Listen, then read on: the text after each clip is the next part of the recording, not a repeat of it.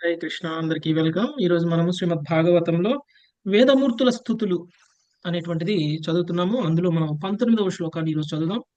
ఇంతకు ముందు చదివినటువంటి శ్లోకంలో మనం వేదమూర్తులు ఏమని స్తుతించాయి అనేటువంటిది చూసాము. భగవంతుణ్ణి పొందడము, ఆ భగవంతుడి యొక్క ధామానికి వెళ్ళడము అంటే ముక్తిని సాధించటము అనేటువంటిది ఒక ధ్యాన యోగి ఏ విధంగా సాధిస్తారు అనేటువంటి విషయాన్ని చూసాము.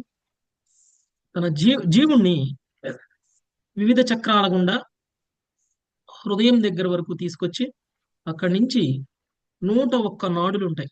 ఓకే, అందులో నుంచి ఒక నాడి ఏదైతే ఉంటుందో అది బ్రహ్మరంధ్రానికి మార్గంగా ఉంటుంది. ఎప్పుడైతే మనం ఆ నాడి ద్వారా బ్రహ్మరంధ్రం వరకు గనక జీవుడిని తీసుకొచ్చి ఆ బ్రహ్మరంధ్రం గుండా గనక జీవుడు గనక ఈ శరీరాన్ని వదిలినట్లయితే భగవంతుడి యొక్క ధామానికి వెళ్తారు అనేటువంటి విషయాన్ని తెలుసుకున్నాం. అయితే భక్తి యోగ విధానం ద్వారా భగవంతుడి యొక్క ధామానికి వెళ్ళడము, మరి అష్టాంగ యోగ విధానం ద్వారా బ్రహ్మరంధ్రం ద్వారా జీవుణ్ణి భగవంతుడి యొక్క ధామం వరకు పంపించడము, రెండిట్లో తేడా ఏమిటి అంటే రెండిట్లో ఏమి తేడా లేదు. ఒకవేళ గనక జీవుడు బ్రహ్మరంధ్రం గుండా బయటికి వచ్చారు అని అంటే అది కేవలం ధ్యాన యోగి అయితే సాధ్యం కాదు. ఓకే? భక్తి యోగి అయినప్పుడు మాత్రమే అది సాధ్యమవుతుంది. ఎలా అంటే హృదయస్థ పరమాత్ముని యొక్క ధ్యానం చేసినంత కాలము జీవుడు హృదయాన్ని మించి పై వరకు రాలేరు. ఓకే, జీవుడు హృదయాన్ని దాటి పై నాడుల్లోకి ప్రవేశించడం అనేటువంటిది జరగదు. హృదయస్థ పరమాత్మ ధ్యానం నుంచి సాకార రూపమైనటువంటి భగవంతుడి యొక్క ధ్యానం ఎప్పుడైతే స్టార్ట్ చేస్తారో అప్పుడు ఆ జీవుడు హృదయ స్థానం నుంచి పైకి వస్తారు, బ్రహ్మరంధ్రం గుండా వస్తారు. అంటే భగవంతుడి యొక్క సాకార రూపాన్ని ధ్యానించటము అనేటువంటిది ధ్యాన యోగం కాదు, అది భక్తి యోగం అవుతుంది. అంటే అష్టాంగ యోగి కూడా ధ్యాన ప్రక్రియతోటి ముక్తిని సాధించాలి అనేటువంటి ప్రయత్నం చేసినప్పటికీ అంతిమంగా ముక్తిని సాధించే సమయానికి పరమాత్ముడి యొక్క కృప వలన భక్తి యోగిగా మారి కొంతకాలం భక్తి యోగిగా సాధన చేసిన తరువాత ఆ జీవుడు బ్రహ్మరంధ్రం గుండా బయటకు వెళ్తారు. లేదంటే మిగిలినటువంటి 100 నాడుల్లో ఏదో ఒక నాడుల ద్వారా బయటకు వెళ్ళిపోవడం అనేటువంటిది జరుగుతుంది. అప్పుడు ఆ జీవుడికి ముక్తి అనేటువంటిది రాదు. ఇది చాలా కష్టతరమైనటువంటి ప్రక్రియ. దీనికి చాలా ఈజీగా అనిపిస్తుంది. హృదయం దగ్గర ఉన్నటువంటి జీవుణ్ణి బ్రహ్మరంధ్రం వరకు తీసుకురావడంలో పెద్ద విషయం ఏముంది అని అనిపిస్తుంది. ఓకే, ఇక్కడ దాకా తెచ్చాం కదా, ఇక్కడ నుంచి కొంచెం పైకే కదా తీసుకురావడం ఏముంది అనిపిస్తుంది. కానీ దానికి చాలా ఏకాగ్రత కావాలి. చాలా ఆ, ఎలాంటి ప్రదేశంలో ఉండాలి మనం, ఆ, ఎలాంటి డిస్టర్బెన్స్ లేనటువంటి ప్రదేశంలో ఉండాలి. ఆ, ఇంద్రియాలన్నిటినీ నియంత్రించాలి, పైగా మనసును కూడా నియంత్రించాలి. ఏకైక లక్ష్యం పైన మనము ధ్యానం చేయాలి, అది కూడా భగవంతుడి యొక్క రూపం మీద. అప్పుడు మాత్రమే అది బ్రహ్మరంధ్రం వరకు చేరుకోగలుగుతుంది. లేదంటే కనుక అక్కడే డ్రాప్ అయిపోతారు. ఓకే, అక్కడ వరకు వచ్చినటువంటి వాళ్ళు కొన్ని సిద్ధులని పొందుతారు. యోగ సిద్ధులని పొందడం అనేటువంటిది జరుగుతుంది. సిద్ధుల ద్వారా కేవలం భౌతిక లాభమే వస్తుంది తప్ప ఆధ్యాత్మిక లాభం అనేటువంటిది రాదు. అంటే అష్టాంగ యోగ విధానం ద్వారా ధ్యాన ప్రక్రియ ద్వారా ఒకవేళ ముక్తిని సాధించాలి అనేటువంటి ప్రయత్నం చేస్తే ముక్తిని సాధించడం చాలా కష్టతరం. కానీ మహా అయితే సాధిస్తే గిదిస్తే వాళ్ళు సిద్ధులని సాధిస్తారు, అంతవరకు జరుగుతుంది. అవన్నీ కూడా భౌతిక లాభాలే, కానీ ఆధ్యాత్మికమైనటువంటి ప్రయోజనం కానే కాదు. ఓకే, ధ్యాన యోగం ద్వారా భౌతిక లాభాలు వచ్చేటువంటి అవకాశం ఎక్కువ ఉంది, కానీ ఆధ్యాత్మికమైనటువంటి లాభం వచ్చేటువంటి అవకాశాలు చాలా తక్కువగా ఉన్నాయి అనేటువంటిది మనం చూసాం. చివరిగా మనం అర్థం చేసుకున్నటువంటిది మనకి భాష్యంలో చెప్పినటువంటి దాన్ని బట్టి అష్టాంగ యోగ విధానం ద్వారా ఒకవేళ ఎవరైనా ముక్తిని సాధించినా కానీ అది కూడా చివరికి భక్తి యోగంలోకే వచ్చి ముక్తిని సాధిస్తున్నారు తప్ప డైరెక్ట్ గా అష్టాంగ యోగిగానే ముక్తిని సాధించట్లేదు అనేటువంటి విషయాన్ని మనము గమనించాం. కాబట్టి మనము ఇంత కష్టతరమైనటువంటి ప్రక్రియ ద్వారా చివరికి భక్తి యోగం రావడం కంటే డైరెక్ట్ గా భక్తి యోగంలోనే భగవంతుని యొక్క ధ్యానం చేస్తూ భగవంతుడికి సేవ చేస్తూ భక్తులకి సేవ చేస్తూ ముక్తిని సాధించడం అనేటువంటిది చాలా సులువైనది అనేటువంటిది మనము గమనించాం. ఇంకా ఈ రోజు 19వ శ్లోకాన్ని చూద్దాం. ఇంకా వేద స్థుతులు ఏం చెప్తున్నాయి అనేటువంటిది ఉషశ్రీ మాతాజీ. హరే కృష్ణ. సకృత విచిత్రయోనిషు విషన్నివ హేతుతయా స్వకృత విచిత్ర యోనిషు విషన్నివ హేతుతయా తరతమ తరతమతశ్చా తరతమతశ్చకాస్త్య నలవస్య కృతానుకృతి. తరతమ తరతమతశ్చ కాస్యనల వత్స్య కృతానుకృతిః అత వితథా స్వమూష్వ వితథం తవ ధామ సమం అథ విదధాస్వమూష్వ విదధం తవ ధామ సమం విరజదియోనుయస్యంత్యభివిపన్యవ ఏకరసం విరజదియోనుయంత్య విపణ్యవ ఏకరసం. హరే కృష్ణ ప్రభుజీ, దండవత్ ప్రణామం ప్రభుజీ. ప్రభుపాదుల వారి భావము: నీవే సృజించినట్టి నానా విధములకు జీవజాతుల యందు ప్రవేశించినట్టి వాని వలె ఉండి దగ్ధము చేసేడి వస్తువు యొక్క రూపమును బట్టి అగ్ని వివిధ రూపములలో ప్రకటమయ్యేడి చందమున వాటి ఉచ్చ నీచ స్థితులను అనుసరించి ప్రకటమగుచు నీవు వాటిని కర్మ యందు ప్రేరేపింతువు. కనుక నిర్మల బుద్ధి కలిగిన వారు, లౌకికాసక్తి రహితులైన వారు, సమానుడవు మార్పురహితుడవు అవు నీవే ఈ తాత్కాలిక రూపములలో శాశ్వత సత్యమని ఎరుగుదురు. ఓకే. సో భగవంతుడు వివిధ రూపాలలో ఉన్నటువంటి జీవుల యొక్క శరీరంలోనికి ప్రవేశిస్తూ ఉన్నారు. ఓకే. భగవంతుడు వివిధ రూపాలలో ఉన్నటువంటి జీవుల యొక్క శరీరంలోకి ప్రవేశిస్తూ ఉన్నారు. ఏ విధంగా అయితే అగ్ని ఒకటే. అగ్ని ఒక్కొక్క రకమైనటువంటి కట్టెని కాల్చేటప్పుడు ఒక్కొక్క రకమైనటువంటి రంగు ఒక్కొక్క రకంగా కనిపిస్తుంది. ఓకే. కొన్నిసార్లు అగ్ని బ్లూ కలర్ లో కనిపిస్తుంది, కొన్నిసార్లు అగ్ని ఎర్రగా కనిపిస్తుంది, కొన్నిసార్లు అగ్ని కనపడకుండా మనకి మొత్తం పొగ కమ్ముకొని ఉంటుంది. సో కానీ అగ్ని ఉంటుంది. అంటే కాల్చేటువంటి కట్టెని బట్టి అగ్ని యొక్క స్వరూపం ఏ విధంగా అయితే మారిపోతుందో, ఏ జీవుడి యొక్క రూపంలో ఉంటావు, ఏ జీవుడి యొక్క శరీరంలో ఉంటావు, ఆ శరీరాన్ని బట్టి నువ్వు ఆ రూపాన్ని దాలుస్తున్నావు అని చెప్తున్నారు. ఇంకా ఏం చేస్తున్నారు? కర్మలని ప్రేరేపిస్తున్నారు, కర్మలకి ప్రేరణ ఇస్తున్నారు మనకి. ఎలా అంటే ఇప్పుడు మీరు చూస్తే భగవంతుడు ఏంటండి మనల్ని కర్మబంధనంలో ఉంచడానికి ప్రేరేపిస్తున్నారు అని అనొచ్చు. మనకి ఈ రకమైనటువంటి శరీరం ఎందుకు వచ్చిందంటే పూర్వజన్మ కర్మల ఫలితం, పూర్వజన్మలో కోరికల ఫలితం. ఓకే.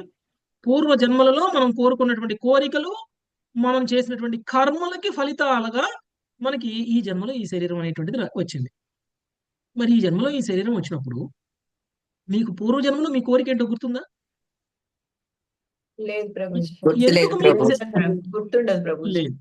ఎందుకు మీరు ఈ శరీరాన్ని తీసుకున్నారో గుర్తుందా? గుర్తుండదు ప్రభు. మీ కోరిక గుర్తులేదు, మీ శరీరాన్ని తీసుకోవడానికి లక్ష్యము గుర్తులేదు, మీరు చేసినటువంటి కర్మలు గుర్తులేదు, ఆ కర్మ ఫలితాలు గుర్తులేవు.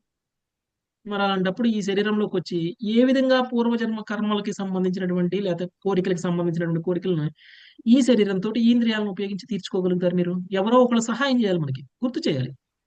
ఎవరు చేస్తారు అది?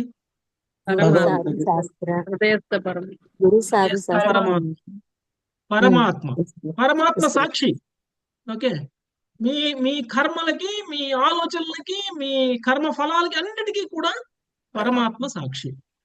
కాబట్టి అప్పుడు పరమాత్మ మీతో ఉన్నారు, ఇప్పుడు పరమాత్మ మీతోనే ఉన్నారు. అప్పుడు మన ఉద్దేశం, ఏ ఉద్దేశం ప్రకారం వచ్చామో ఆ ఉద్దేశాన్ని నెరవేర్చుకోవడానికి మనకి ఎవరు ఒకే ఒక్కళ్ళు సహాయం చేయగలరు. ఎవరు చేయగలరు మనకి? పరమాత్మే చేయగలరు. అదే చెప్తున్నారు ఇక్కడ. ఓకే. ఆయనే మిమ్మల్ని ప్రేరేపిస్తారు మీరు ఈ జన్మలో కర్మలు చేయడానికి అనేటువంటిది. ఓకే. మీకు గుర్తుందా? కృష్ణుడు బృందావనంలో చేసినటువంటి లీలల్ని ద్వారకలో చర్చిస్తూ ఉన్నప్పుడు ఎవరు చెప్పగలరు? ఎవరికి తెలుస్తుంది? బృందావనంలో కృష్ణుడి బాల్య లీలలు చేసినటువంటి సమయంలో సాక్షులుగా ఎవరున్నారో వాళ్ళే చెప్పగలరు. ద్వారకలో ఎవరున్నారు? యశోదమ్మ ద్వారకలో ఎందుకుంది? గోపికలు ద్వారకలో ఎందుకున్నారు?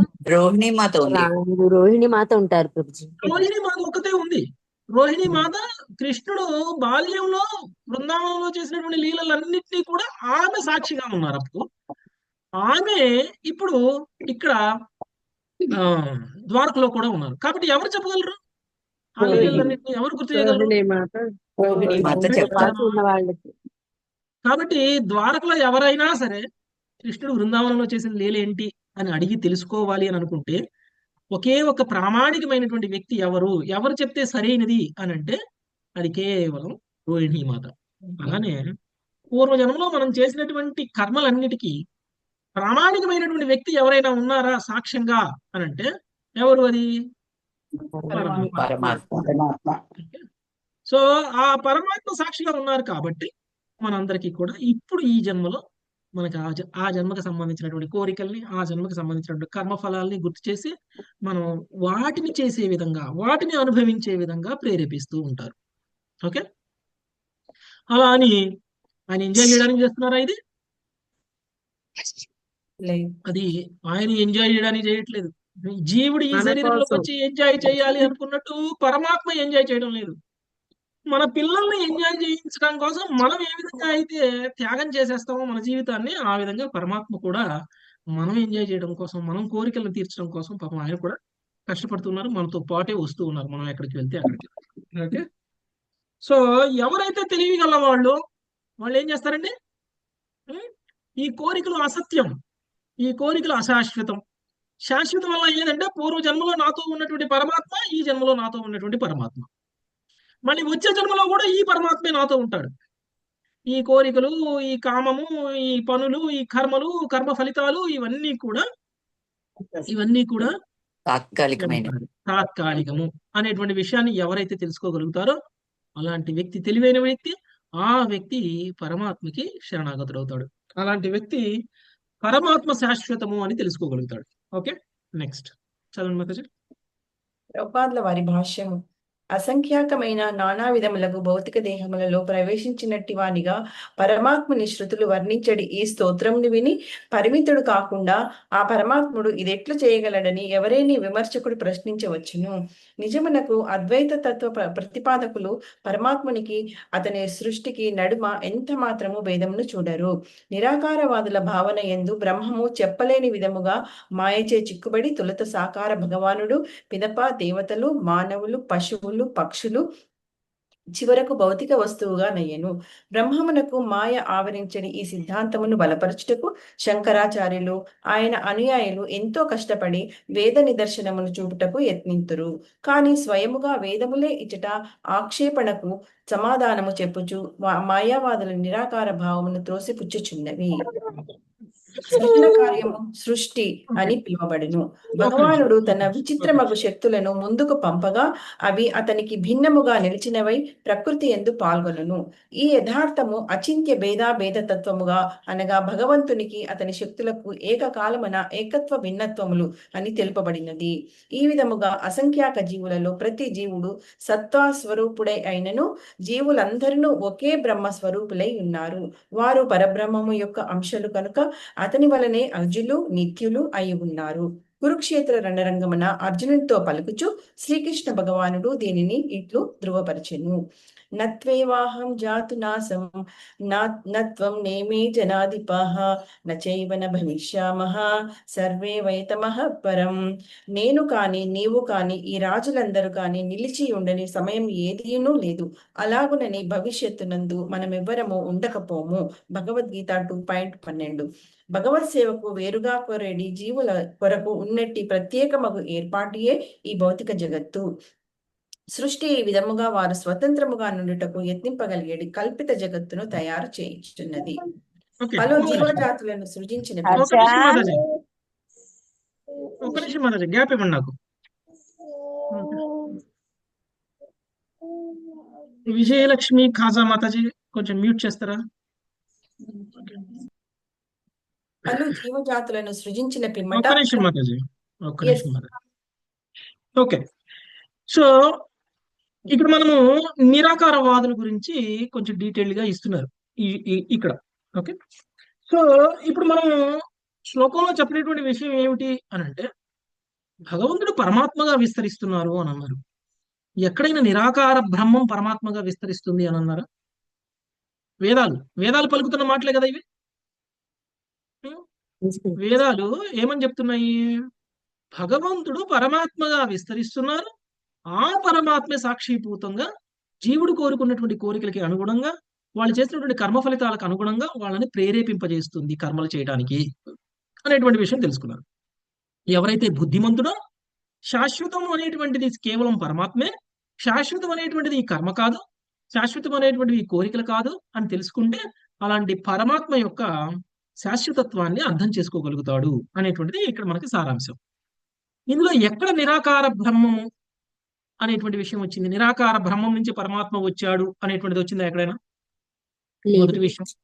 లేదు రాలేదు. ప్రభు, రాలేదు. రెండవది పరమాత్మ జీవుడు ఒక్కడే అనేటువంటి విషయం ఎక్కడైనా వచ్చింది ఇందులో? రెండు వేరు వేరు అంటున్నారు ఇక్కడ నిజానికి కదా. ఏమంటున్నారు?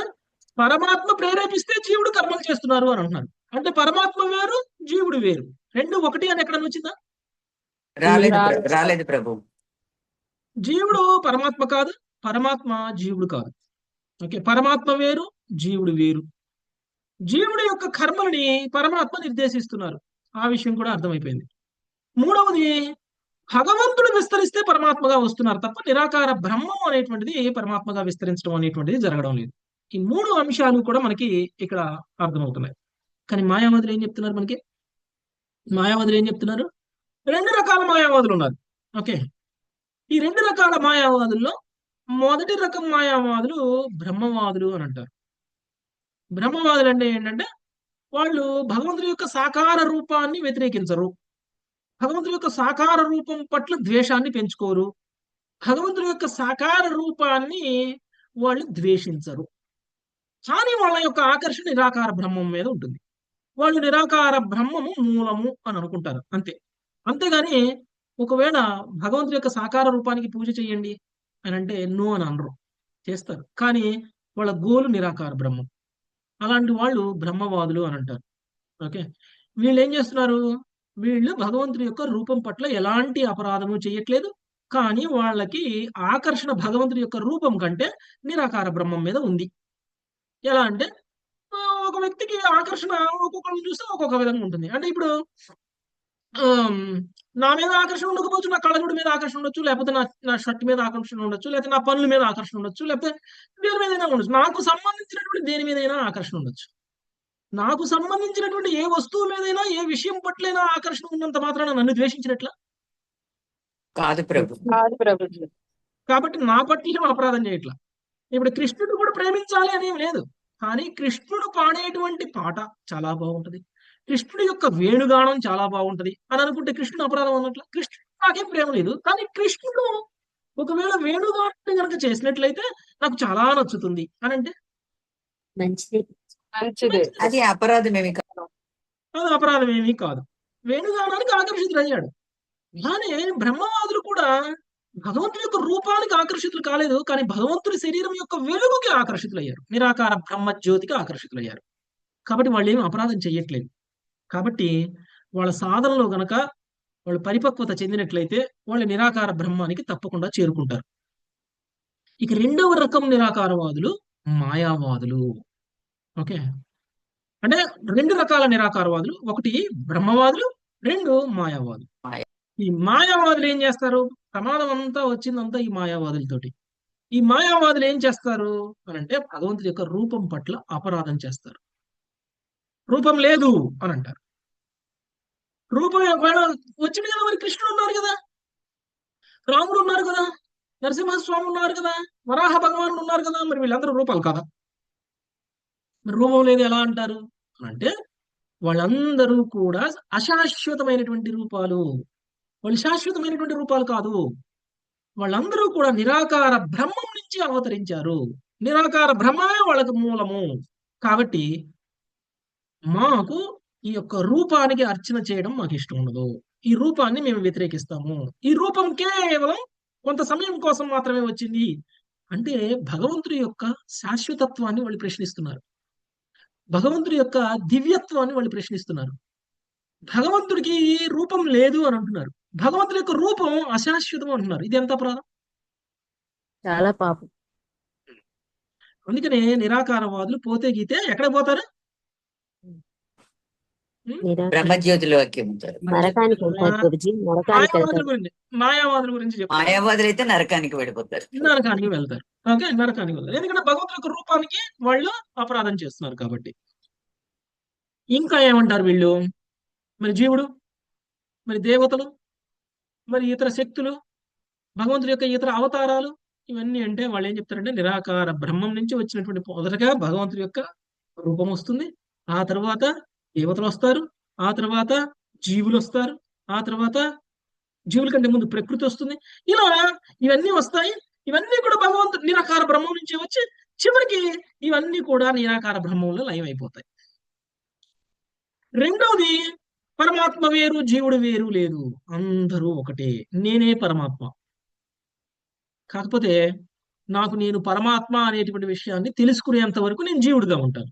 ఎప్పుడైతే నా జ్ఞానము, నా సాధన, నా యొక్క కాన్సన్ట్రేషన్ అన్ని ఎప్పుడైతే పెరుగుతాయో అప్పుడు నేను పరమాత్మ అనే విషయాన్ని తెలుసుకోగలుగుతాను. అంటే ఈ శరీరంలో ఉన్నది జీవుడు పరమాత్మ ఇద్దరు ఉన్నారు అని అనుకోవట్లేదు. వాళ్ళు ఏమనుకుంటున్నాడు, జీవుడు పరమాత్మ ఒకటే అని అనుకుంటున్నారు. ఒకటే అని అనుకుంటున్నారు. అది కూడా తప్పు. ఒకవేళ ఒకే అయినట్లయితే మరి ఇందులో ఈ శ్లోకంలో మనకి ఏం చెప్పారు, పరమాత్మ కర్మబంధనంలో లేరు, జీవుడు మాత్రమే కర్మబంధనంలో ఉన్నారు, పరమాత్మ ప్రేరేపిస్తుంటే జీవుడు కర్మలు చేస్తున్నారు అని అన్నారు. మరి ఇద్దరు ఒకటే అయితే ఒకళ్ళు ప్రేరేపిస్తే ఒకళ్ళు చేయడం ఏంటి కదా? సో కాబట్టి ఈ మాయావాదుల యొక్క తత్వం ఏదైతే ఉందో అది తప్పు అనేటువంటి విషయం మనకి ఇక్కడ క్లియర్ గా అర్థమైపోతుంది. వీళ్ళు సరిగా తత్వాన్ని అర్థం చేసుకోకపోవడమే కాకుండా భగవంతుడి పట్ల వీళ్ళు చేస్తున్నటువంటి అపరాధానికి వీళ్ళు ఏదైతే ఆధ్యాత్మిక ప్రగతి సాధిద్దాము అని అనుకుంటున్నారో అది కూడా వీళ్ళు సాధించలేనటువంటి స్థితిలో భౌతిక బంధనాల్లోనే ఉండిపోతారు, నరకాలకు వెళ్ళిపోతారు వీళ్ళు మహా అయితే. ఓకే, భగవంతుడి పట్ల, భగవంతుడి యొక్క భక్తుల పట్ల, భగవంతుడి యొక్క రూపాన్ని నమ్ముతున్నటువంటి ఇతర భక్తుల పట్ల చేస్తున్నటువంటి అపరాధానికి కారణంగా వాళ్ళు ఆధ్యాత్మికంగా పురోగమిస్తారా? సాధ్యమే కాదు. ఎవరైనా ఒక వ్యక్తి నిరాకారం మీద ధ్యానం చేయాలి అంటే సాధ్యమవుతుందా? ఏ మోటివేషన్ లేకుండా మీరు కళ్ళు మూసుకొని కూర్చుంటారా? కష్టం ప్రభుజీ.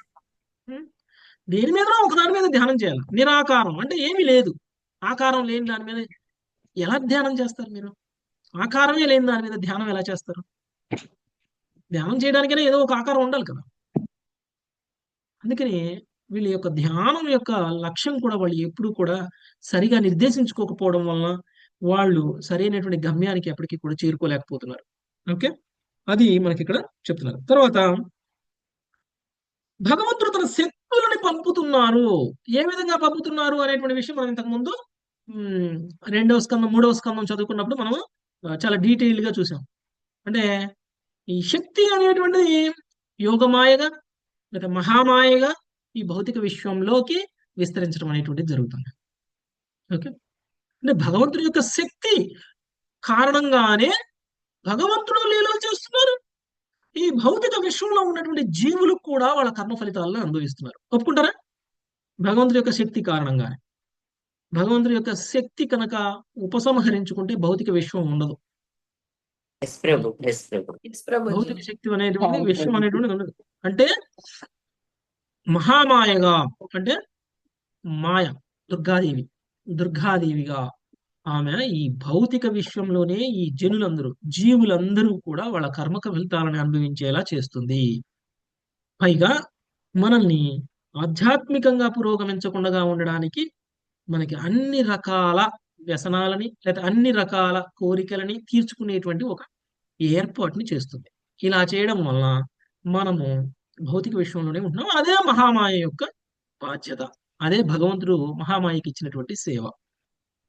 అదే యోగమాయ ఏం చేస్తుంది? యోగమాయ మన భగవంతుడి సంబంధంలోనే ఉంచుతుంది, భగవంతుడికి భక్తులుగా ఉంచుతుంది. భగవంతుడి భక్తులుగా అంటే భగవంతుడికి మనకి మధ్యలో 2 కట్టలు ఉన్నాయి. ఒకటి యోగమాయ కట్టను, రెండవది మహామాయ కట్టను. ఓకే, సో ఎప్పుడైతే మహామాయ కట్టనికి బయట ఉంటాం అంటే 2 కట్టలు బయట ఉన్నట్టు. 2 కట్టలు బయట ఉంటే కృష్ణుడు చూచాయిగా కనిపిస్తాడండి? గాలికి కట్టను అలా ఇలా అన్నా గానీ, గాలికి కట్టను అటు ఇటు కదిలినా గానీ అవతల పక్క ఉన్న కట్టను మనకి మూసేస్తుంది. ఓకే, ఒక కట్టను తీసినా గానీ ఇంకో కట్టను మనకి అడ్డం ఉంటుంది. కాబట్టి మనము భగవంతుడి దర్శనం చేసుకోవాలి అని అంటే యోగమాయ కట్టను కూడా దాటేసి లోపలికి వెళ్ళాలి. ఓకే, మహామాయ కట్టం నుంచి యోగమాయ కట్టంలోకి వెళ్ళాలి, యోగమాయ కట్టం నుంచి లోపలికి వెళ్ళాలి. అప్పుడు మనము భగవంతుడి యొక్క ధామానికి వెళ్ళినట్లు భగవంతుని మనము ముఖాముఖి దర్శనం చేసుకునేటువంటి అవకాశం ఉంటుంది. ఈ విధంగా భగవంతుడి యొక్క శక్తులు ఏ విధంగా ఈ జీవుడి మీద ప్రభావితం చూపిస్తున్నాయి, ఏ విధంగా ఈ భౌతిక విశ్వం మీద ప్రభావితం చూపిస్తున్నాయి, ఏ విధంగా ఈ భౌతిక విశ్వంలో లీలలు జరిగేలా చేస్తున్నాయి అనేటువంటిది మనము అర్థం చేసుకోవాలి. ఇంకొకటి, భగవంతుడు కూడా ఈ భౌతిక విశ్వంలోకి అవతరిస్తారు. అవతరించినప్పుడు ఆయన చేసేటువంటి లీలలు కూడా యోగమాయ సహాయంతోనే చేస్తారు. ఓకే, భగవంతుడు ఈ భౌతిక విశ్వంలో చేసేటువంటి లీలలన్నీ కూడా యోగమాయ సహాయంతోనే చేస్తారు. ఒకవేళ అలా చెయ్యకపోతే, యోగమాయ సహాయం లేకపోతే యశోదామాతకి కృష్ణుడు దేవాది దేవుడు అనే విషయం అర్థమైపోయి ఉండేది కదా. అవును కృష్ణుడు ప్రభుజీ. ఎస్ తోటి ప్రభు. యశోదామాత వాత్సల్య భావాన్ని వ్యక్తం చేయడం సాధ్యమవుతుందా? అస్సలు అవ్వదు అవ్వదు. ప్రభు, అసలు అవ్వదు. అంటే యోగమాయ సహాయంతోనే చేస్తున్నారు కదా. అవును ప్రభుజీ. తర్వాత మీరు చూస్తే బ్రహ్మ విమోహన లీలలో బ్రహ్మదేవుని భ్రమ పెట్టేశారు, యోగమాయ సహాయంతోనే పెట్టేశారు. యోగమాయ సహాయం లేకుండానే కృష్ణుడు ఎంతమందిగా విస్తరించారో చూడండి. గోపబాలురుగా విస్తరించేశారు, గోపులుగా విస్తరించేశారు, గోవులుగా విస్తరించారు, ఆవు దూడలుగా విస్తరించేశారు. ఈ విషయం చివరికి బలరాముడికి కూడా తెలియకుండా ఉంచారు. ఇది ఎలా సాధ్యమైంది? ఒక సంవత్సరం పాటు తెలియలేదు. సంవత్సరం మొత్తం తెలియకుండా ఉంటుంది. యోగమాయ సహాయంతో చేస్తారు. అంటే కృష్ణుడు ఈ భూమి మీదకి అవతరించి తను చేస్తున్నటువంటి ప్రతి లీలకి యోగమాయ సహాయం తీసుకుంటున్నారు. యోగమాయ సహాయం లేకుండగా కృష్ణుడు లీలలు చెయ్యరు. ఓకేనా? తన శక్తి సహాయంతోనే తాను లీలలు చేస్తూ ఉన్నారు. ఓకే, సో అందుకనే మనం అర్థం చేసుకోవాల్సింది ఏమిటి అని అంటే, భగవంతుడు వేరు, భగవంతుడి యొక్క శక్తి వేరు. కానీ భగవంతుడు లేకుండా భగవంతుడి యొక్క శక్తి ఉందా? లేదు. లేదు ప్రభు, లేకుండా మీరు లేకుండా మీ మాట ఉందా? లేదు ప్రభు. ఆయన మాటలు ఒకటి కాదు. మీ మాట మీరా? కాదు ప్రభు. మాట నేను కాదు కానీ ఆ, ఒకటే. కానీ మీరు లేకుండా అదే అచించా భేద అభేద తత్వం. వేదతత్వం. ఎస్ ప్రభు, శ్రీ చైతన్య అచించా మహాప్రభు. భేద అభేద తత్వాన్ని అర్థం చేసుకోకుండా అంతా ఒకటే అని అంటే, నా వాట్సాప్ మెసేజ్ నేను ఒకటే అంటే, కాదు. నేను లేకుండా వాట్సాప్ లో నా మెసేజ్ రాదు. ఓకే, అలా అని వాట్సాప్ మెసేజ్ చూస్తే నేనే గుర్తొస్తాను కదా. అంతే. నా మెసేజ్ చూస్తే నేనే గుర్తొస్తాను, మీ మెసేజ్ చూస్తే మీరు గుర్తొస్తారు నాకు. అలా అని మెసేజ్ మీరా? కాదు ప్రభు. కాదు. కాదు కాదు ప్రభు. ప్రభుజీ. సో అచించా భేద అభేద తత్వాన్ని అర్థం చేసుకోలేకపోవడం వల్ల ఫిలాసఫీ మొత్తం రాంగ్ అయిపోయింది. మాయావాదుల ఫిలాసఫీ మొత్తం రాంగ్ అయిపోయింది. ఓకే, భగవంతుడి నుంచి విస్తరించాడు జీవుడు, భగవంతుడి యొక్క అంశ జీవుడు. అంశ ఎప్పటికీ మూలంతో సమానం కాలేదు. పుత్రుడు తండ్రితో సమానం అవుతారా? పుత్రుడు తండ్రి ఒకటే అవుతారా? పోలికలు ఒకటే ఉన్నంత మాత్రాన? అవ్వరు ప్రభు. కాదు ప్రభుజీ. ఎవరు? ఇద్దరు వేరు వేరే, ఇద్దరు ఒకటే, ఇద్దరు ఒకలానే ఉన్నారు, ఒకే మొహం మీద ఒకే ఫేస్ కట్, కానీ ఇద్దరు ఒకటే అంటే పాసిబుల్ అయిద్దా? ఎవరి ఆత్మ వాళ్ళదే, వేరు వేరు. ఎవరి దేహం వాళ్ళదే. ఒకేలాగా ఉన్న కవల పిల్లలు తండ్రి కొడుకులు అంటే తండ్రి కొడుకులే ఒకేలాగా ప్రభుజీ, అంతే. వేరు వేరే. వాళ్ళు కూడా ఇద్దరే. పరిమాణం తేడా. అంటే అంశ అయినప్పటికీ అంశ మూలము ఒకటి కాదు. ఓకే, అంశే మూలము, మూలమే అంశ అంటే తండ్రి తండ్రే కొడుకు, కొడుకే తండ్రి అంటే. తప్పు ప్రభుజీ. తప్పు ప్రభుజీ. సో దాని ప్రకారం చూస్తే మాయావాదం కరెక్టే రైటా? తప్పు. తప్పు ప్రభు. వాళ్ళు కానీ ఒకే పోలికలతో ఉన్నారనుకోండి, తండ్రి కొడుకులు ఇద్దరు ఒకేలాగా అచ్చు ఒకేలానే ఉన్నారనుకోండి, కొడుకుని చూస్తే తండ్రి గుర్తు వస్తాడు, గుర్తు రావాలి. ఓకే, అంత మాత్రాన కొడుకు తండ్రి అయిపోడు, లేకపోతే తండ్రి కొడుకు అయిపోడు. ఓకే, సో గుణాలు వేరు ఉంటాయి కదా ప్రభుజీ. గుణాల గురించి నేను మాట్లాడట్లేదు మదర్. ఓకే ఓకే, సో ఇప్పుడు రూపాన్ని చూసి లేకపోతే ఏదైనా చూసి ఇద్దరు ఒకటి అని అనుకోవడం అనేటువంటిది అది కరెక్ట్ కాదు. ఓకే, అలానే ఇక్కడ అచించ భేద అభేద తత్వం మనకి సరి అయినటువంటి తత్వాన్ని మనకి తెలియచేసేటువంటి ఇది ఉంది. ఓకే, సో రెండవది జీవుడికి మరి భగవంతుడికి మధ్య ఉన్నటువంటి సారూప్యం. ఓకే, భేదాలు అయితే ఇన్ని ఉన్నాయి. సారూప్యం ఏమిటి?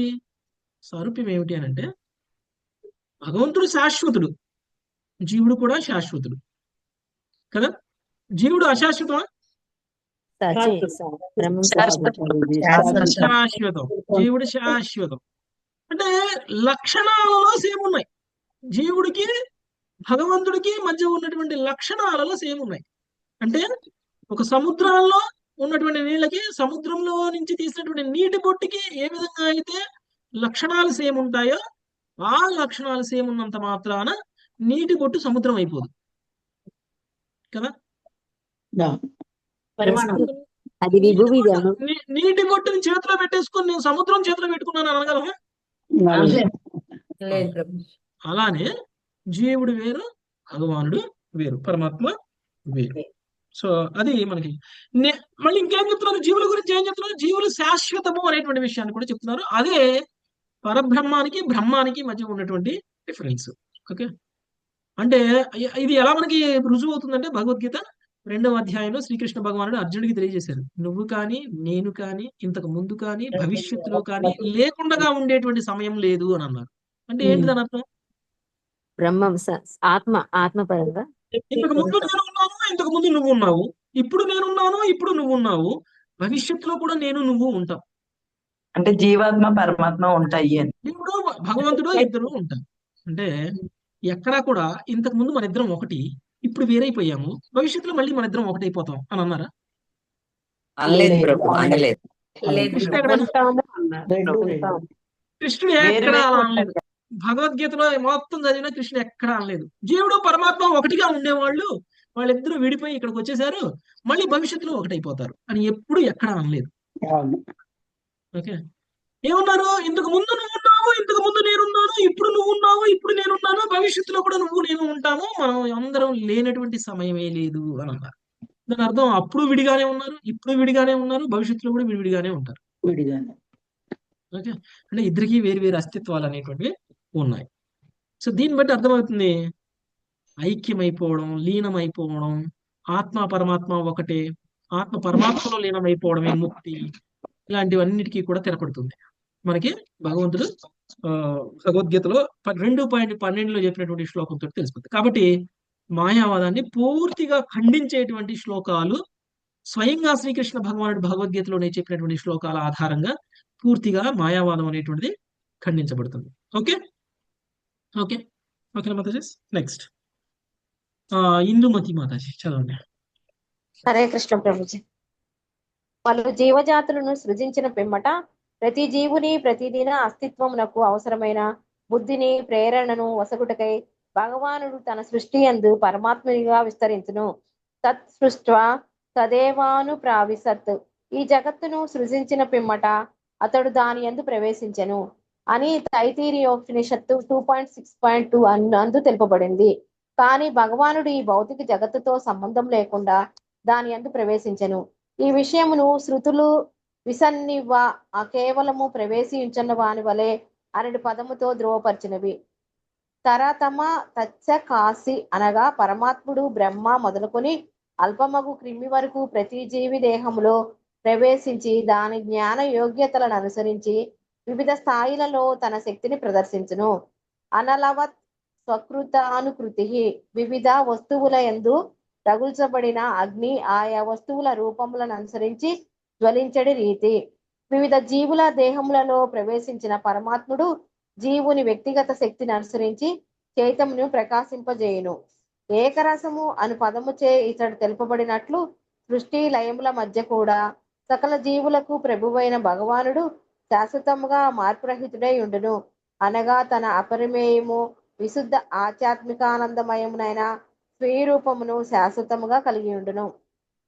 లౌకిక కలాపముల నుండి పూర్తిగా బయటపడినట్టు వారు అభితస్ లేదా పణులు, ఆ విధముగా అభివిపణయ అయిన వారు నాకు దుర్లభులకు జీవులే భగవంతుని యథాతథముగా తెలుసుకొనగలరు. బుద్ధిమంతుడైన ప్రతి వ్యక్తి ఇట్లు మహాత్ములను అనుసరించుతూ భగవత్ సేవలో నెలకొనడే అవకాశం కొరకు వారిని అర్థించవలెను. ఈ శృతి ఓకే మాతాజీ. సరే. సో ఓకే, భగవంతుడు పరమాత్మలా విస్తరించారు. ఉదాహరణకి ఇప్పుడు నాలోను పరమాత్మ ఉన్నారు, మీలోను పరమాత్మ ఉన్నారు. మరి నాలోను పరమాత్మ, మీలోను పరమాత్మ ఉన్నప్పుడు నా యొక్క సామర్థ్యము మీ యొక్క సామర్థ్యము సేమై ఉండాలిగా. నాకున్న తెలివితేటలు మీకున్న తెలివితేటలు సేమై ఉండాలిగా. నాకున్న శక్తి మీకున్న శక్తి సేమై, పరమాత్మ కదా, అక్కడ పరమాత్మ ఇక్కడ పరమాత్మ కదా. కానీ ఆత్మ యొక్క చైతన్యం వేరే ఉంటుంది కదా ప్రభుజీ, అందువల్ల ఆత్మ చైతన్యం వేరే ఉంది, కానీ పరమాత్మ అయితే మన శరీరంలో కూడా ఉన్నారు కదా. ఉన్నా కూడా మన చైతన్యం బట్టి, అంటే గత జన్మలను అనుసరించి అని అన్నారు. గత జన్మకరం యొక్క చైతన్యాన్ని బట్టి పరమాత్మ మనతో ఆ విధంగా ఆలోచన ప్రేరేపణ మనకిచ్చిన స్వతంత్రాన్ని బట్టి మనకు కాదు. యాక్చువల్గా మీరు ఆ, అందరిలోనూ పరమాత్మ ఉన్నప్పుడు అందరిలోనే సమానమైనటువంటి తెలివితేటలు, అందరిలోనూ సమానమైనటువంటి బలము, అందరిలోనూ సమానమైనటువంటి సామర్థ్యాన్ని భగవంతుడు ఎందుకు ఇవ్వట్లేదు అని అంటే, ఏ జీవుడి శరీరంలో ఉన్నప్పుడు ఆ జీవుడి యొక్క జ్ఞానము అర్హతనికి అనుగుణంగానే పరమాత్మ అలా తగ్గిపోతుంది. ఓకే, స్థాయిలు తగ్గిపోతుంది అనమాట. సో అంతేకాని అన్ని చోట్ల పరమాత్మ ఒకే రకంగా ఎందుకు ఉండరు అని అంటే, అది ఏ విధంగా అయితే ఏ కట్టెని కాల్చే అగ్ని ఎలా అయితే ఉంటుందో అలానే ఏ జీవుడు శరీరంలో పరమాత్మ ఉన్నారో ఆ జీవుడి అర్హతకి అనుగుణంగా పరమాత్మ వాళ్ళకి సామర్థ్యాన్ని ఇవ్వడం అనేటువంటిది జరుగుతుంది. ఓకే, ఓకేనా? Yes, ప్రభుజీ. చెప్పండి. కాబట్టి దాని అర్థము పరమాత్మ నా శరీరంలోకి వచ్చి ఒకలాగా, మీ శరీరంలోకి వచ్చి ఒకలాగా ఉన్నారు అని అంటే, నా శరీరంలో నేను కష్టాలను అనుభవిస్తున్నాను, మీ శరీరంలో పరమాత్మ సుఖాలను అనుభవిస్తున్నారు. ఉదాహరణకి ఎగ్జాంపుల్ చెప్తాను. నాకు కష్టాలు ఉన్నాయి, మీకు సుఖాలు ఉన్నాయి అని అనుకుందాం. ఓకే, అంటే పరమాత్మ కర్మబంధనం కారణంగా నాలాంటి శరీరంలోకి వచ్చి కష్టాలు అనుభవిస్తున్నారు, పరమాత్మకి కర్మబంధనం కారణంగా మీలాంటి శరీరంలోకి వచ్చి సుఖాలు అనుభవిస్తున్నారా? కాదు ప్రభుజీ, కష్టాలు కాదు అలా అసలు కాదు. మన యొక్క చైతన్యాన్ని బట్టి ఆయన మన మరి కర్మను మరి బట్టి ఎందుకు మరి పరమాత్మకి ఎందుకు ఈ కష్టం? నా శరీరంలోకి వచ్చి ఎందుకు కష్టపడాలి ఆయన? నా ఆయన ఆత్మ అసలు ఎలా కష్టపడరు కష్టపడుతుందో అలానే. ఆ? ఆయన ప్రభుజీ కష్టం ఏంటి ప్రభుజీ? పరమాత్మకి ఏం ఆయన అంటలేదు ప్రభుజీ. మనల్ని దిశానిర్ధం చేస్తూ సాక్షిపుత్రిగా ఉన్నారు కానీ హరే ఆయనకి కృష్ణ ప్రభు. ఆయన ఎటువంటి కర్మబంధనాలు అంటుకోగా ప్రభుజీ. అవి ఏం అంటుకోవద్దు ప్రభుజీ. పరమాత్మ ఈ భౌతిక విశ్వంలోకి వచ్చిన ఈ భౌతిక విశ్వానికి అంటనట్టు ఉంటారు. నీళ్లలో తామరాకు ఎలా ఉంటుందో అలా. పరంగా సో అంటే ఏ శరీరంలో ఉన్నా ఆ శరీరానికి ఎలాంటి సుఖాలున్నా ఎలాంటి కష్టాలున్నా పరమాత్మకి సంబంధం లేదు. దానివల్ల పరమాత్మ ప్రభావితం కాడు. ఎవరు ప్రభావితం అవుతారు? కేవలం జీవుడు ఆత్మ మాత్రమే ప్రభావితం అవుతుంది. అంటే భౌతిక విశ్వానికి పరమైనటువంటి భగవానుడు ఈ భౌతిక విశ్వంలో పరమాత్మలా విస్తరించినప్పుడు ఈ భౌతిక విశ్వంలో ఉన్నప్పటికీ పరంగానే ఉంటారు. ఓకే, ఈ భౌతిక విశ్వంలో ఉన్నప్పటికీ ఆ భౌతిక విశ్వం ప్రభావితం చేయదు. అది బ్రహ్మదేవుడి దగ్గర నుంచి చీమ వరకు మొదలుకొని అన్ని రకాల జీవరాశుల యొక్క శరీరాలలో పరమాత్మ విస్తరించే ఉన్నారు. కానీ బ్రహ్మకున్న సామర్థ్యం వేరు, చీమకున్న సామర్థ్యం వేరు. అలా అని ఆ జీవికి ఆ సామర్థ్యాన్ని పరమాత్మే ఇస్తున్నారు. పరమాత్మ ద్వారానే ఇవ్వబడుతుంది. ఓకే, ఓకే, అలా అని వివిధ రకాల జీవులలో ఉన్నటువంటి భగవానుడు వివిధ రకాల అనుభవిస్తున్నారు, కష్టపడుతున్నారు, సుఖపడుతున్నారు అని కాదు దాని మీనింగ్. ఎందుకంటే ఆ కష్టము సుఖంతో పరమాత్మకి సంబంధం లేదు. అది కేవలం ఆ శరీరానికి, ఆ జీవుడికి మాత్రమే సంబంధం. ఇది మనకి ఆ వేదాలు తెలియచేస్తున్నటువంటి విషయం. ఓకే, హరే కృష్ణ ప్రభుజీ. ప్రభుజీ అంటే అన్ని జీవుల్లో ఉండే పరమాత్మ ఒకేలాగా ఉండడా ప్రభుజీ? సామర్థ్యం అంటే పరమాత్మ అసలు సాక్షిగానే కదా ప్రభుజీ ఉండేది. సాక్షిగానే ఉంటారు. అదే జీవుడికి అప్పుడు సామర్థ్యంతో ఏం సంబంధం ప్రభుజీ? అది నాకు అర్థం. చైతన్యం. ఓకే, చైతన్యం అందరికీ ఒకలాగా ఉండదు కదా. అంటే చైతన్యం అంటే పరమాత్మనా ప్రభుజీ?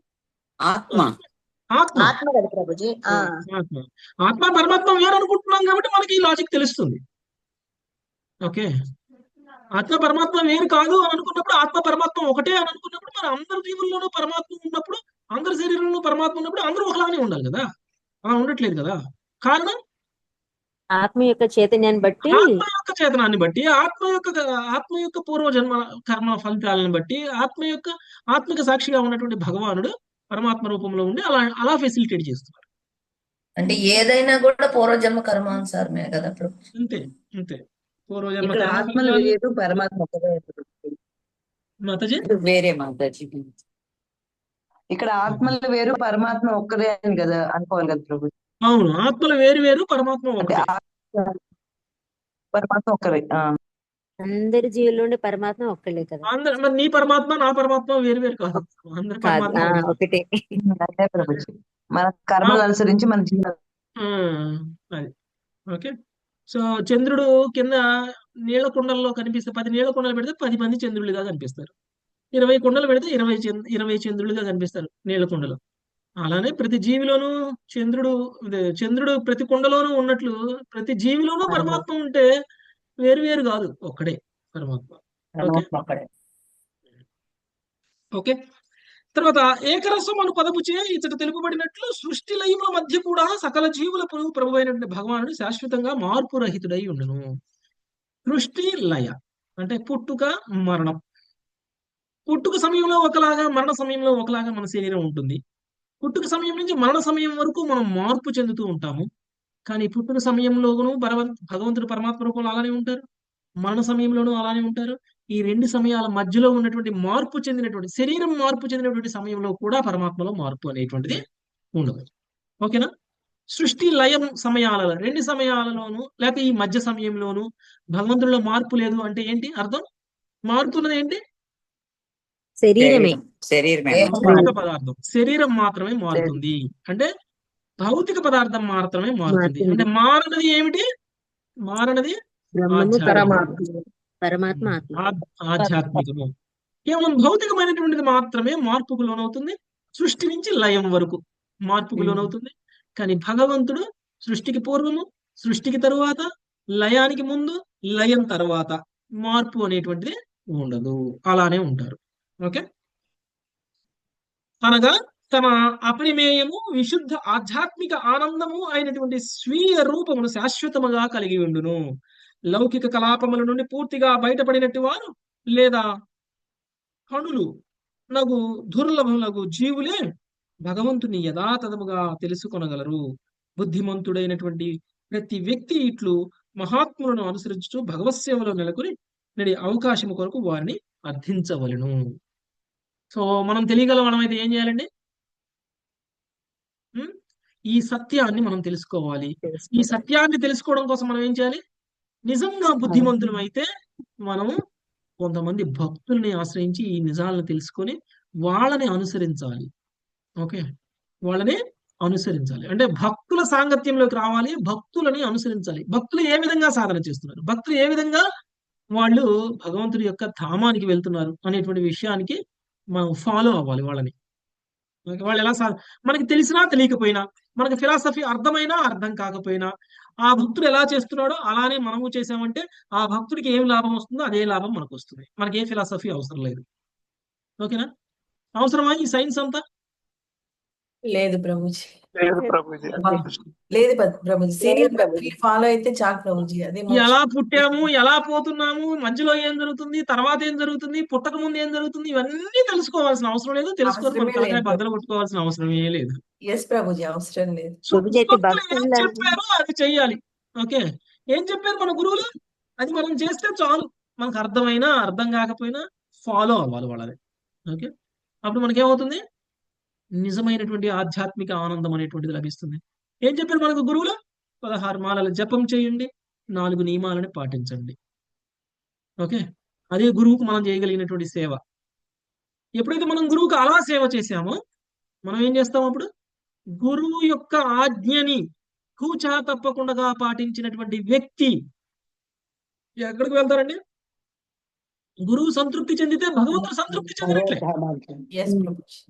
గురువు సంతృప్తి చెందితే భగవంతుడు సంతృప్తి చెందినట్లే. భగవంతుడు సంతృప్తి చెందితే మనం ఇక్కడ ఎందుకు ఉంటాం ఇంకా భౌతిక లోకంలో? కాబట్టి సింపుల్ ఫార్ములా అన్నమాట. మనం ఎన్ని కష్టాలు పడవసరం లేదు. ఓకే, ఇంత సైన్స్ తెలుసుకుని ఎగ్జాములు రాయాల్సిన అవసరం లేదు. ఓకే, ఏ డిగ్రీలు అవసరం లేదు, ఏ పట్టాలు అవసరం లేదు, మనకి కిరీటాలు అవసరం లేదు నెత్తి మీద. మనకు కావాల్సిందల్లా ఏమిటి అని అంటే, మనకు కావాల్సిందల్లా ఏంటంటే మన గురువుని ఆశ్రయించడం, గురువు చెప్పిన విధంగా సాధన చేయడం. ఓకే, ఈ రెండు కనుక మనం చేసినట్లయితే తప్పకుండా మనము ముక్తిని సాధించగలుగుతాం. చదవండి మాతాజీ, శ్రీదేవి మాత చదవండి. శ్రీదేవి మాత చదవండి. ప్రభుజీ హరే కృష్ణ. 486 ప్రభుజీ. 485 ఈ శృతి ప్రార్థన భావమును అక్కడ. హరే కృష్ణ. ఈ శృతి ప్రార్థన భావమును పోలేడి శ్వేత శతరోపనిషత్ 6.11 మంత్రం ఇట్లన్నది: ఏకో దేవః సర్వభూతేషు గూఢః సర్వవ్యాపి సర్వభూతాంతరాత్మా కర్మాధ్యక్షః సర్వభూతాదివాసః సాక్షి చేత కేవలో నిర్గుణశ్చ. ఒకే ఒక్క భగవానుడు సకల భూతములు యందు దాగుకొని ఉన్నాడు. సర్వవ్యాపి అయి అతడు సకల జీవుల హృదయములందు వసించి ఉండును. అంతర్యామిగా అతడు వారి కర్మలను పర్యవేక్షించును. ఈ విధముగా భౌతిక గుణరహితుడై ఉండి అతడు అద్వితీయ సాక్షి చేతన ప్రదాతగా నిలిచి ఉన్నాడు. శ్రీల శ్రీధర స్వామి చివరకు ఈ విధంగా ప్రార్థించుచున్నారు. స్వనిర్మితేషు కార్యేషు తారతమ్య వివర్జితం సర్వానుస్యూత సన్మాత్రం భగవంత భజామహే. తాను సృజించిన వస్తువులందు ప్రవేశించు వాటి ఉన్నత న్యూన తారతమ్యమునకు పరముగా ఉండేది భగవంతుని భజించదము. అతడు విశుద్ధుడు, సమమైన వాడు, సర్వవ్యాపి అయి ఉన్నాడు. Thank you Prabhuji. Hare Krishna. Okay, వివిధ జీవులు వివిధ స్థాయిలో ఉన్నారు. కొంతమంది ఉన్నతంగా, కొంతమంది న్యూనంగా ఉన్నారు. కానీ భగవంతుడు అందరిలోనూ ప్రవేశించినప్పటికీ వాళ్ళకు ఉన్నటువంటి ఉన్నతత్వంతో, వాళ్ళకు ఉన్నటువంటి న్యూనతత్వంతో భగవంతుడు ప్రభావితుడు కాడు. వీటికి పరంగా ఉన్నారు భగవంతుడు అని అంటే భగవంతుడు వాటితోటి ప్రభావితుడు కాడు అనేటువంటి మీనింగ్.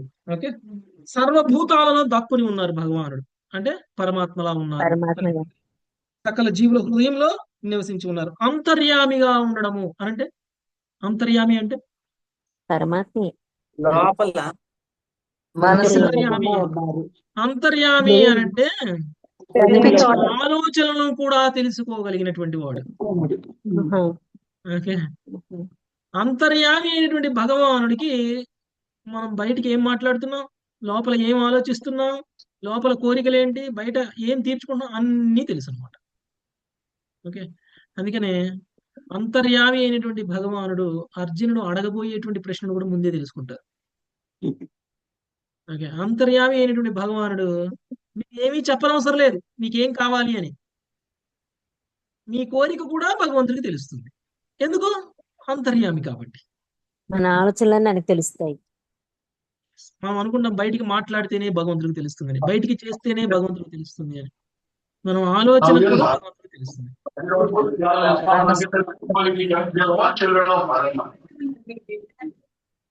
భావగ్రాహి జనార్దన అన్నట్టు.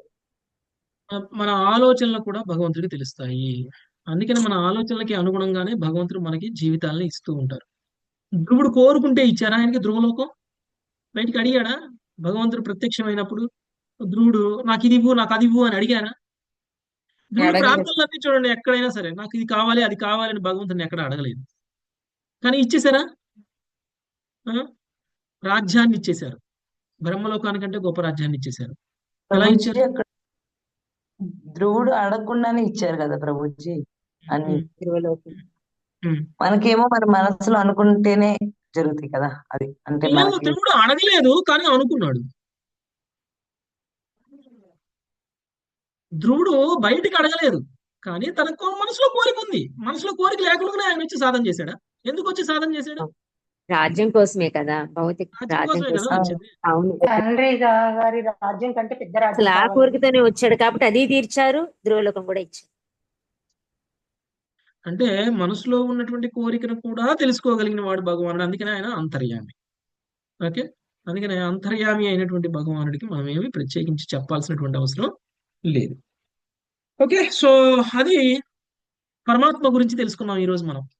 ఓకే, ఏ విధంగా పరమాత్మ వేరు, జీవుడు వేరు, ఏ విధంగా పరమాత్మ అంతర్యామిగా ఏ విధంగా ఆయన మనందరి విషయాలను తెలుసుకోగలుగుతున్నారు. మరి ఈ భౌతిక విషయంలో వివిధ రూపాలలో ఉన్నటువంటి పరమాత్మ వివిధ సామర్థ్యాలను ఎలా ప్రదర్శిస్తున్నారు, ఏ విధంగా పరమాత్మ సాక్షిభూతులుగా ఉండి వాళ్ళ యొక్క కర్మలని ప్రేరేపిస్తున్నారు అనేటువంటి విషయాన్ని మనం ఈరోజు తెలుసుకున్నాం. మాయావాదుల యొక్క నమ్మేటువంటి సిద్ధాంతాన్ని ఖండించే విధంగా మనం ఈరోజు మొత్తం కూడా భగవంతుడికి సంబంధించినటువంటి తత్వాన్ని, పరమాత్మ తత్వాన్ని, ఆత్మతత్వాన్ని మనం అర్థం చేసుకోవడం అనేటువంటిది జరిగింది ఈ శ్లోకం ద్వారా. Okay right Matajis. సో 20వ శ్లోకం రేపు చదువుదాం. Thank you very much. Hare Krishna. వంశాకల్పతరుభ్యశ్చ కృపా సింధుభ్య ఏవ చ నామోభ్యో వైష్ణవేభ్యో నమో నమః. హరే కృష్ణ హరే కృష్ణ కృష్ణ కృష్ణ హరే హరే హరే హరే రామ హరే రామ రామ రామ కృష్ణ ప్రభు దండవత్